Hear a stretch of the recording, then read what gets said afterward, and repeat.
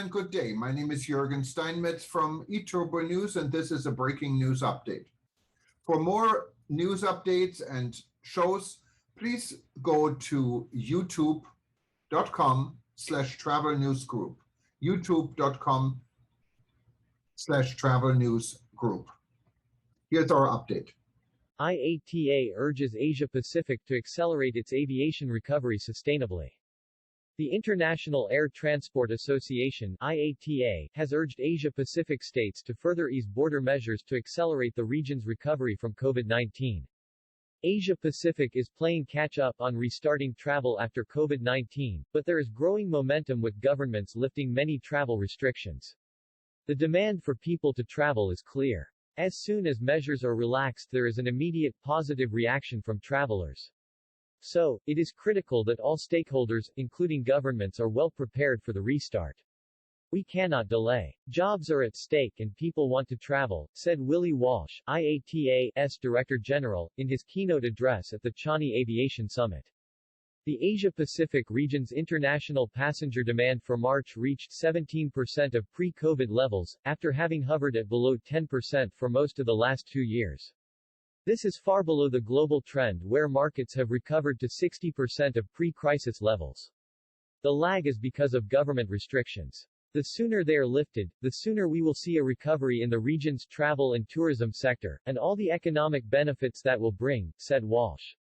Willie Walsh urged Asia-Pacific governments to continue easing measures and bring normalcy to air travel by removing all restrictions for vaccinated travelers, removing quarantine and COVID-19 testing for unvaccinated travelers where there are high levels of population immunity, which is the case in most parts of Asia. Lift the mask mandate for air travel when it is no longer required in other indoor environments and public transport. Supporting and more importantly accelerating the recovery will need a whole-of-industry and government approach. Airlines are bringing back the flights. Airports need to be able to handle the demand. And governments need to be able to process security clearances and other documentation for key personnel efficiently, said Walsh. China and Japan. Walsh noted that there are two big gaps in the Asia-Pacific recovery story, China and Japan. So long as the Chinese government continues to maintain their zero-COVID approach, it is hard to see the country's borders reopening. This will hold back the region's full recovery. While Japan has taken steps to allow travel, there is no clear plan for the reopening of Japan for all inbound visitors or tourists. More needs to be done to further ease travel restrictions, starting with lifting quarantine for all vaccinated travelers, and removing both the on-arrival airport testing and daily arrival cap. I urge the government of Japan to take bolder steps towards recovery and opening of the country's borders, said Walsh. Sustainability. Walsh also called on Asia-Pacific governments to support the industry's sustainability efforts. Airlines have committed to achieve net zero carbon emissions by 2050. A key to our success will be governments sharing the same vision. There are high expectations for governments to agree a long-term goal at the ICAO Assembly later this year. Achieving net zero requires everyone to shoulder their responsibility. And among the most important things that governments should do is incentivizing the production of sustainable aviation fuels, SAF. Airlines have bought every drop of SAF that is available. Projects are underway that will see a rapid increase in SAF production over the next years. We see SAF contributing to 65% of the mitigation needed to achieve net zero in 2050. That will require governments to be much more proactive, said Walsh.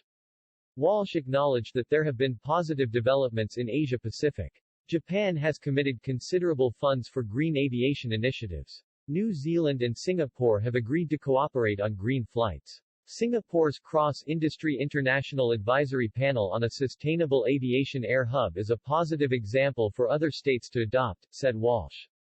He also called on ASEAN and its partners to do more, particularly looking for opportunities in the region to expand SAF production.